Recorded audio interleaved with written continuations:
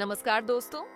कल हमने शिव पुराण की विधेश्वर संहिता के 11वां अध्याय शिवलिंग की स्थापना और पूजन विधि का वर्णन सुनाई।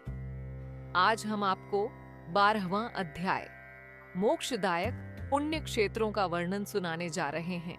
तो चलिए बिना देरी किए शुरू करते हैं।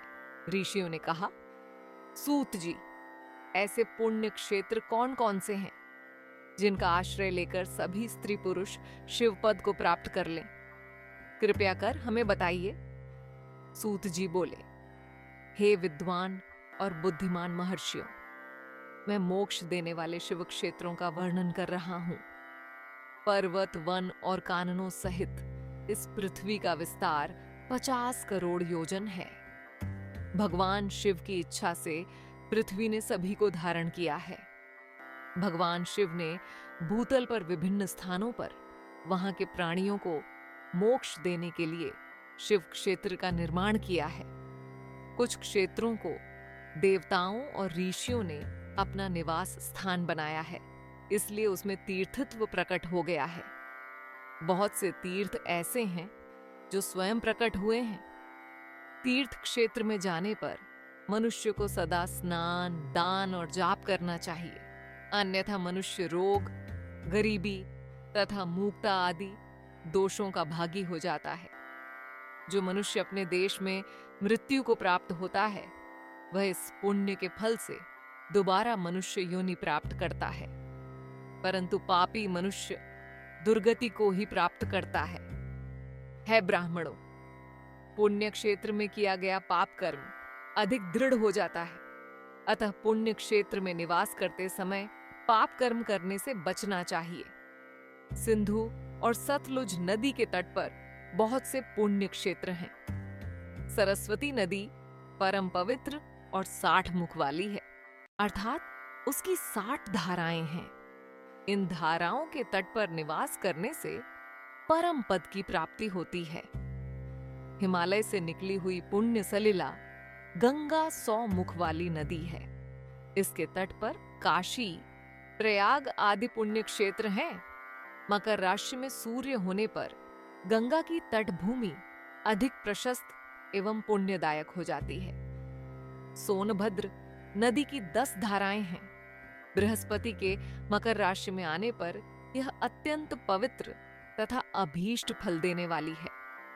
इस समय यहां स्नान और उपवास करने से विनायक पद की प्राप्ति होती है। पुण्य सलिला महानदी नर्मदा के 24 मुख हैं। इसमें स्नान करके तट पर निवास करने से मनुष्य को वैष्णव पद की प्राप्ति होती है। तमसा के 12 तथा रेवा के 10 मुख हैं। परम पुण्यमयी गोदावरी के 21 मुख हैं। यह ब्रह्महत्या तथा गोवध पाप का नाश करने वाली एवं रुद्रलोक देने वाली है। कृष्णवेणी नदी समस्त पापों का नाश करने वाली है। इसके 18 मुख हैं तथा यह विष्णुलोक प्रदान करने वाली है।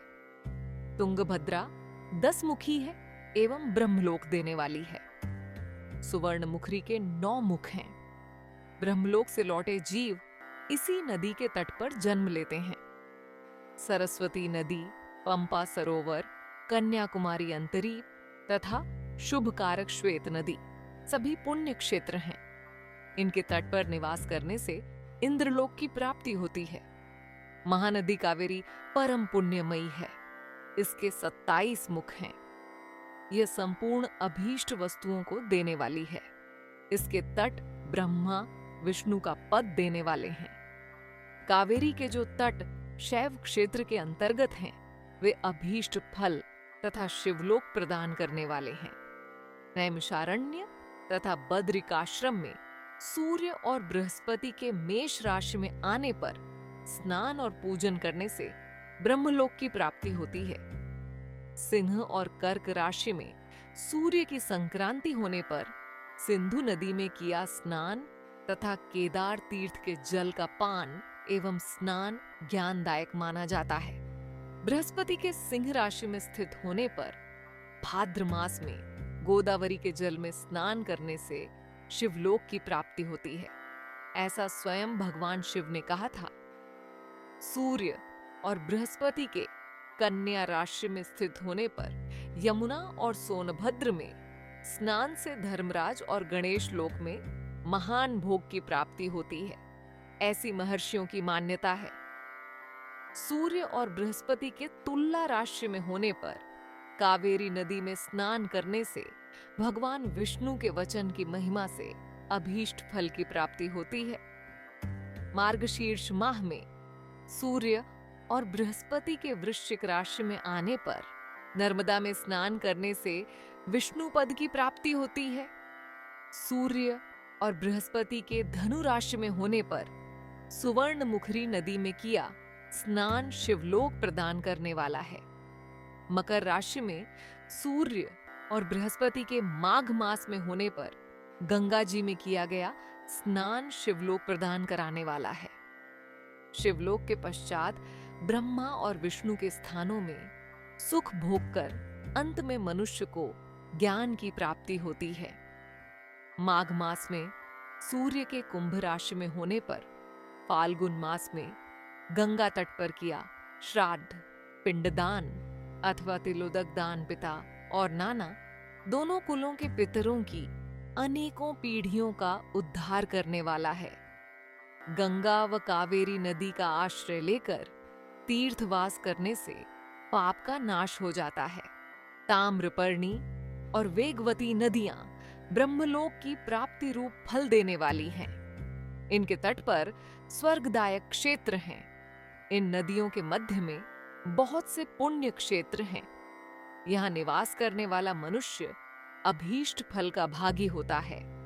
सदाचार, उत्तम वृत्ति तथा सद्भावना के साथ मन में दया भाव रखते हुए विद्वान पुरुष को तीर्थ में निवास करना चाहिए, अन्यथा उसे फल नहीं मिलता।